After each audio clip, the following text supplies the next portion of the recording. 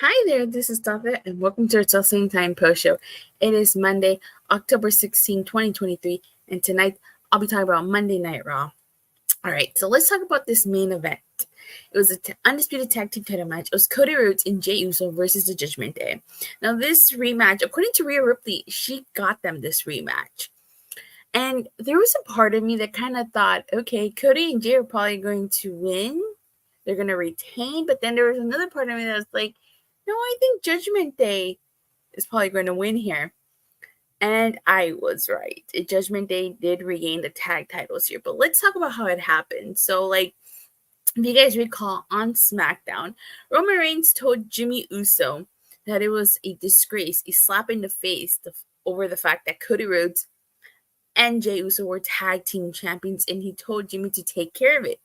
So Jimmy Uso came out and attacked Jey. Cody Rhodes had got a South of Heaven chokeslam through the announce table, so he was out. Sami Zayn, who came out to assist, got taken out too. So Jey was left all alone. And so Jimmy Uso cost them this match. And so Judgment Day did regain the tag title. So now all of Judgment Day have gold again. And it doesn't surprise me, especially with Survivor Series coming up. I do think Judgment Day is going to be a part of the War Games match, so it only makes sense that they all have gold, except for poor JD Madonna. So I thought it was a good match, but we got to move on from all of this. There's so much going on, so many stories being told. We got to move on from the Judgment Day, Cody Rhodes, Jey Uso stuff. But overall, I thought it was a really good, solid main event. And this is the first time in a while that Judgment Day is in the main event. But what do you guys think of this main event? What are you guys' thoughts on Judgment Day regaining those tag titles? I mean, that means Cody and Jey, they literally won them at Fastlane. So they were tag team champions for 10 days, maybe? A little under 10 days. But, I don't think they were meant to have a long title reign anyways. So next, let's talk about Jade Cargill. So, she's been all over the place. She went to NXT. She met Shawn Michaels. She met Undertaker. At least there's a picture of her meeting Undertaker. And on SmackDown, she met Charlotte. Now, tonight on Raw, she met Becky Lynch. And Becky Lynch, so Becky Lynch had two segments. One, she accepted a match against Indy, and she came face to face with Rhea, which I actually really like. We still haven't gotten a match like that. I want to see Rhea Ripley versus Becky Lynch down the road eventually. And I think Becky even said 2 belts. So, Rhea has her title. She's got her titles. Maybe we'll see a title for title match or a winner take all match. But during the second segment, after she's finished talking to Adam Pearce, Xia Li, confronts her about wanting an opportunity. And she says that she will ask for one on her time. So after this, Jade Cargill approaches her and Becky Lynch tells her to get in line. So I really like what they're doing with Jade. They're slowly introducing her. And Adam Pearce makes note that, because Jade Cargill is wearing blue. So Adam Pearce notes that maybe she should wear red, indicating that she's probably going to be on Raw. So I'm really happy to see what they're doing with Jade Cargill here. They're slowly introducing her. I kind of thought they were going to wait till the Royal Rumble, but nope, they're fast-tracking here to the main roster. So we got to wait and see how Jade Cargill does, but I really like the fact that she's being introduced slowly by little. Okay, so Sami Zayn kicked off Raw, and I have to say, initially, I was not a fan of this opening, because I feel like it was the same old, rinse and repeat. You have an opening promo, someone interrupts, you set up the main event. And while that was the case, you guys have to remember, Kevin Owens and Sami Zayn were tag teaming and it got split up. Kevin Owens got sent over to SmackDown because Jey Uso came to Raw, so someone was going to get sent over to SmackDown. I kind of thought it was going to be Cody Rhodes, but it ended up being Kevin Owens. So Sami Zayn came out and he expressed his feelings towards that. And he says, well, he has mixed emotions and that it feels weird coming out alone. He gets to show the whole world he's champion material. And he doesn't know what's next for him. And of course, Judgment Day interrupt. And they basically corner Sami Zayn. And Jey Uso comes out. And he comes out with the chair. And he tries to help Sami Zayn here. But then when it goes... So that opening segment, like I said, was kind of not a huge fan of. But it's what happened afterwards that I actually really, really like. So when I go to the back, Sami Zayn is... You can see he's frustrated. And he tells Jey that he's happy for him, but he needs some space. And that it shouldn't be Jey having his back. It should be Kevin. And Jey, expresses that he didn't know Sami Zayn felt that way, but he still has his back. And then, he, as Jey's leaving, Sami knocks on some stuff. And he chases Jey down. He says he's sorry. And he shakes his hand. So I actually really like this interaction between them. I kind of feel like maybe it might lead to a Sami Zayn heel turn. He kept mentioning that he was world champion during that. He was world champion material. He seems to be frustrated over the fact that Kevin Owens got sent over to SmackDown and he's left alone. So, when Sami Zayn came out in the middle of the main event, I kind of thought that Sami Zayn was going to be the one to cost them the tag titles. That wasn't the case. But it was Jimmy. Again, it's probably Jimmy's gonna maybe lead to the brother versus brother match at WrestleMania, but so different, many different layers going on here. So we get the Ricochet versus Shinsuke Nakamura Falls Count Anywhere match. I actually thought this was a really fun match. Some of my favorite spots in this match were when they went to the little production room. What was it when? That little room, and Ricochet used a ref to leap over. That was pretty cool. The shooting star press off the crowd into Nakamura, I thought was a pretty cool spot. Nakamura, he threw popcorn in the eyes of Ricochet. I hope he paid that fan. I mean, you know how expensive food is at these shows? It's pretty expensive. And then where the hell did he get nunchucks from? He pulled them out of the ring. I didn't even know there was nunchucks down there, but Shinsuke Nakamura was victorious. Great Raw tonight. Ricochet and Nakamura great. Yes, they were. I was a little surprised that it was Shinsuke Nakamura won here. I kind of thought Ricochet was going to win, but it seems like they're pushing Shinsuke Nakamura here.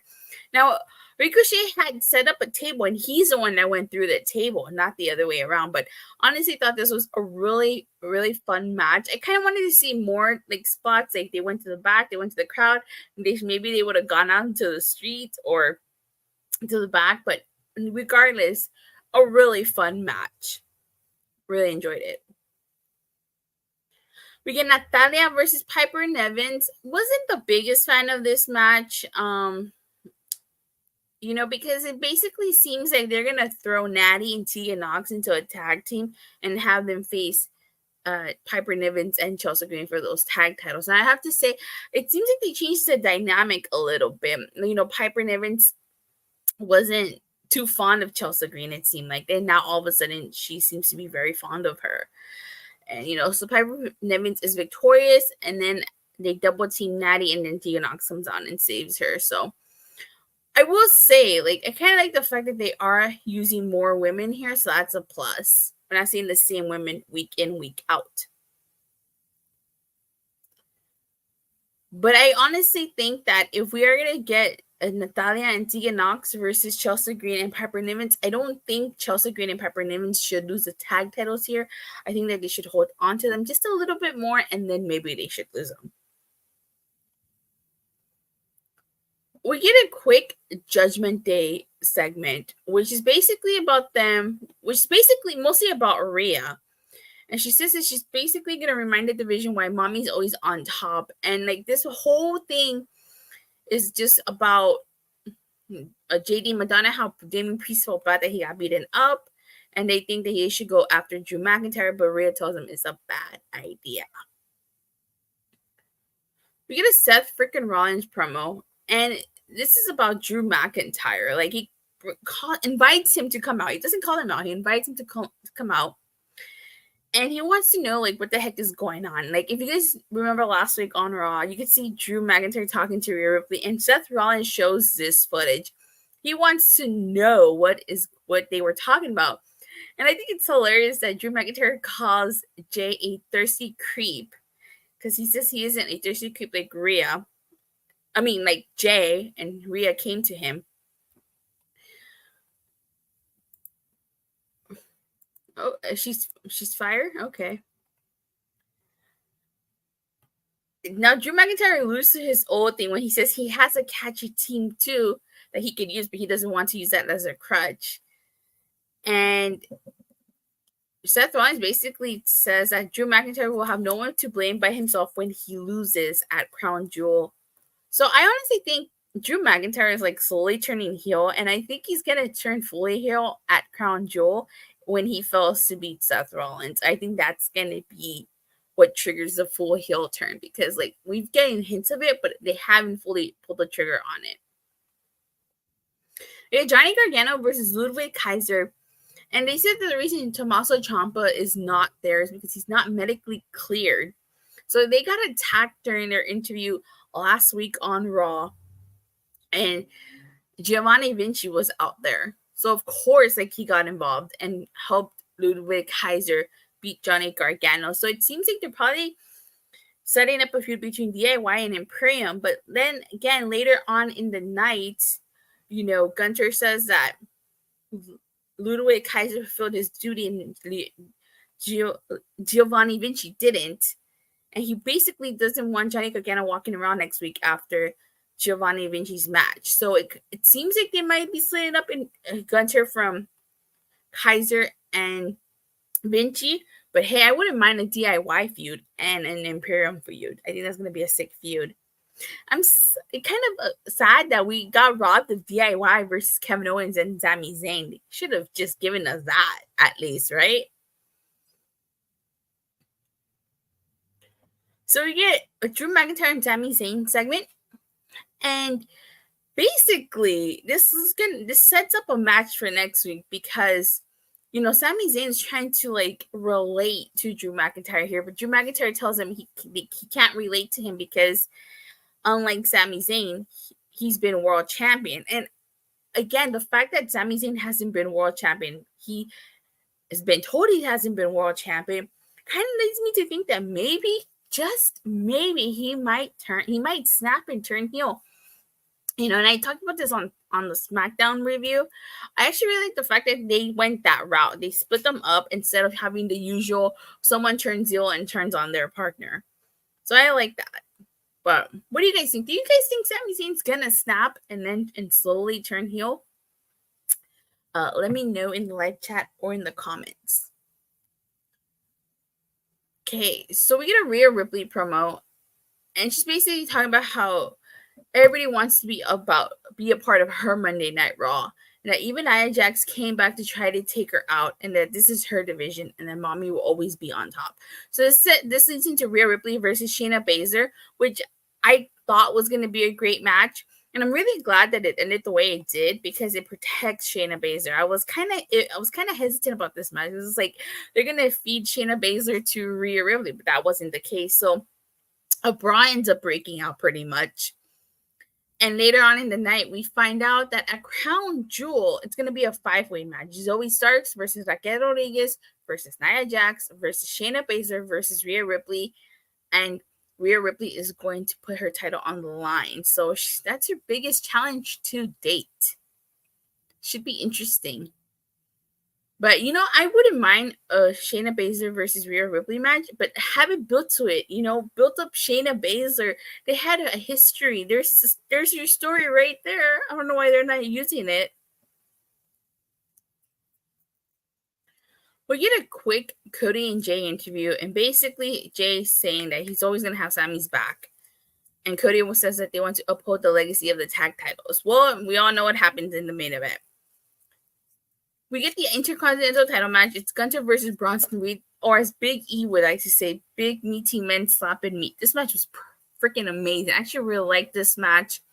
I knew Bronson Reed was going to lose going into this match, but hell, it didn't matter. He looked really good in defeat. I mean, he really took it to Gunther.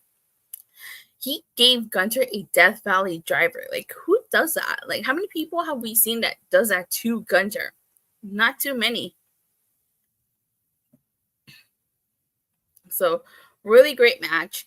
And like he's done for the last year, Gunther dominated and he won this match. I still think Chad Gable is going to be the person to take that title off of him. We get a Miz interview, and he pretty much gets interrupted by Nia Jax.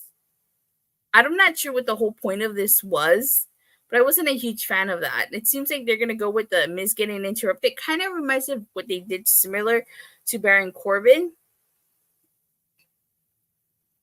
And we also find out that next week, Alpha Academy and the New Day will go one-on-one. First time ever match. Should be good. But I'm going to go ahead and stop there because I already talked about the main event. Overall, I did like tonight's Monday Night Raw, but there was a couple of things I did not like. The opening segment I felt kind of started really slow, and then it picked up. Wasn't the biggest fan of Natalya versus Piper Niven's. Not sure what they were doing with the Nia Jax stuff. We had like a bunch of backstage segments. So I thought it was a pretty decent Raw compared to what we've gotten, but it certainly wasn't the best. On a scale of 1 to a Shawn Spears perfect 10, I'd give it a 7. I thought it was a pretty decent Raw. Alrighty, well, with that being said, you guys, thank you guys all so much for watching and for the continued support. Please don't forget to like and subscribe. Make sure you hit that bell so you get notified whenever I go live or release a new video. And I'll see you guys Wednesday after Dynamite. Bye.